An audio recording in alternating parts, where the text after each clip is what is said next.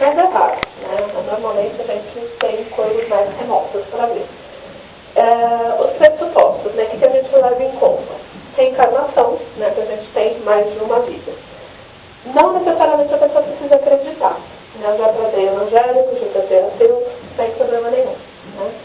A pessoa vem e é esclarecido para ela que a gente vai ver conteúdos, né, que estão lá no inconsciente dela, né, no psiquismo e tal, e ela dá o nome que ela quiser. Né? Inclusive, teve uma evangélica que eu tratei que foi muito legal, porque eu fiz uma parceria com o pastor dela, né? O pastor era uma pessoa mente aberta, né? Então tudo que a gente tratava ele fazia com ela no culto, né? Foi muito interessante. E eu, particularmente, tenho uma proposta muito universalista com a TVP, como a minha candidata diz, né? Eu acho que todos os caminhos são válidos, né, para a espiritualidade. Não é o católico que está certo, nem o espírita, nem o budista, nem o Rosa Cruz, são todos. Né?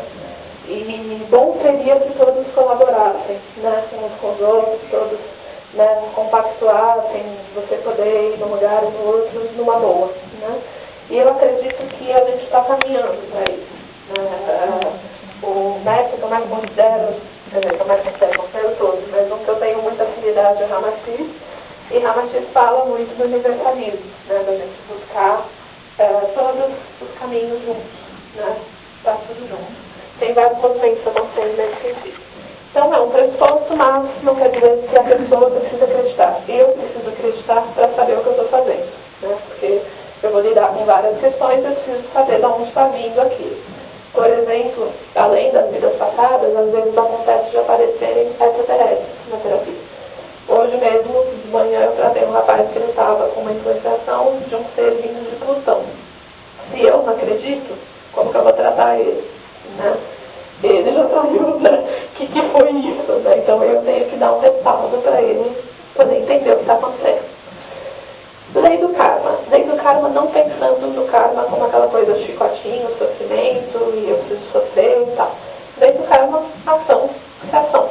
Né? Se você faz uma coisa, você vai receber o que você fez. Pensando em vidas passadas, se você fez o mal, você vai ter que retaliar aquele mal de alguma forma. Se você fez o bem, você vai ter um crédito, um bônus por isso. Né? Mas, assim, a gente não pensa karma como a pessoa na vida passada matou um monte de gente, então nessa ela vai ter que morrer assassinada. Não. Ela pode, nessa, promover o bem-estar para um monte de gente.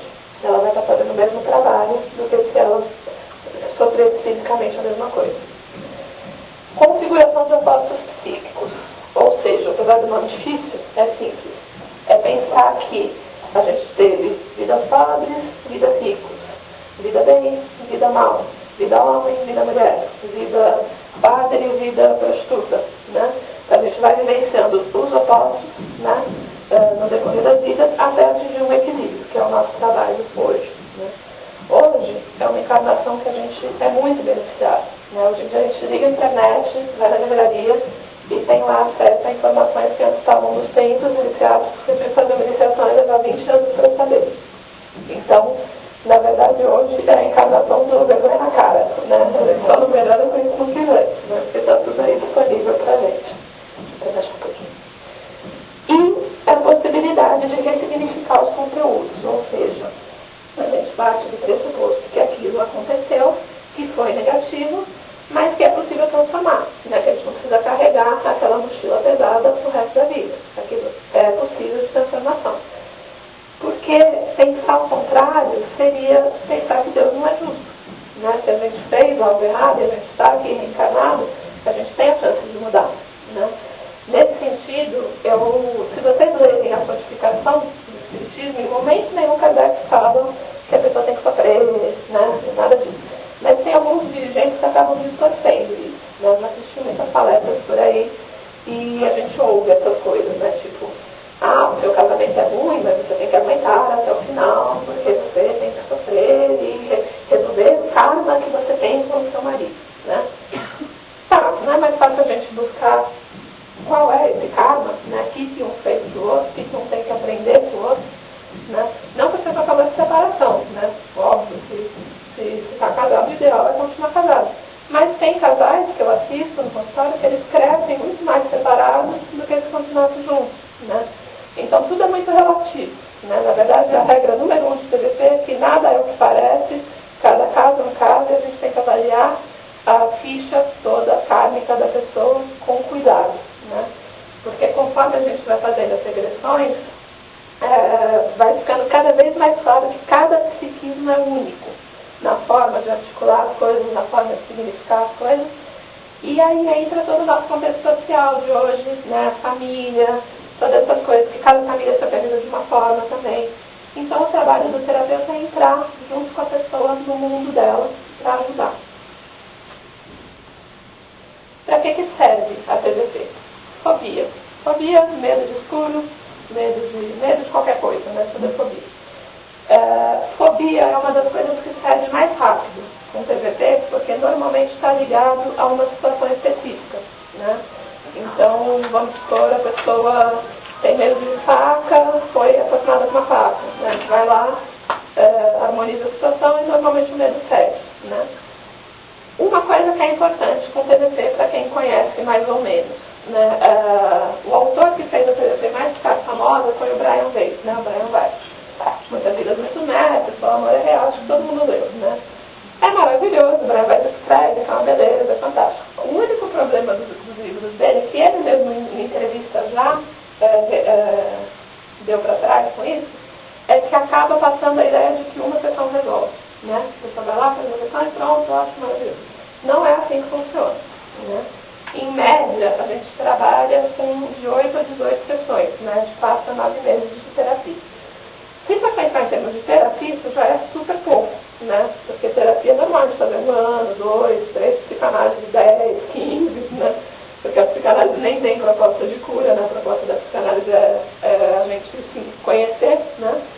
Então, muita gente fala, nossa, 4 meses a 9 meses, quanto tempo? Muito pouco, porque a gente vai estar vendo séculos, milênios de história, né? Então, são 4, 9 meses que vão estar sendo ali super intenso, super forte, né? E a fobia normalmente é uma coisa que cede com mais facilidade, né? Principalmente com crianças, né? Eu trabalho muito com crianças, tenho especializado em crianças e acabei de dar alta ontem para um menininho de 9 anos que morria de medo, não saía nem de casa de tanto medo que ele tinha, medo de escuro, medo de elevador, medo de gente, medo de tudo. Em 5 sessões o menino liberou tudo e está normal, né? Trabalhar com criança é uma delícia por causa disso, porque eles reagem super rápido. Adultos, às vezes, dão um pouquinho mais de trabalho, mas mais rápido, né? Problemas de relacionamento, familiar, profissional e afetivo. Familiar é aquela coisa. Normalmente a gente encarna com as desgraças kármicas das nossas vidas, né? Porque tem que morar ali junto para se resolver. Então é muito comum que a gente vai tratar mãe, pai, irmão, marido não, que marido a gente escolhe, né? Mas mãe, pai, irmão, normalmente vai aí várias sessões tratando, mas é sempre visto no sentido produtivo da coisa, construtivo, né? Então, por exemplo, até com a pessoa que eu estava agora, ela tem muita dificuldade com o pai, né? O pai é daqueles que acham que tudo é espiritual. Não, você está espirrando, é porque tem espírito do seu lado, né?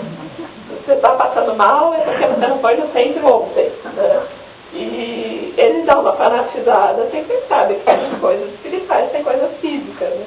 Por exemplo, pai, você contratou uma faxineira que não limpa o meu quarto, porque eu estou espirrando, né? Então, o meu trabalho com ela é no sentido dela aceitar as diferenças dela dos pais, né? Não, no sentido até de minimizar as brigas deles, né? Ela já tem 19 anos, mas daqui a pouco vai estar saindo de casa, mas a ideia é um aprender com o outro, né? Por mais que ele seja fanático, que tenha as questões dele, ela também tem as delas, né? E ela não está lá à toa com ele, né? Então, nesse sentido, eu trabalho a família muito legal,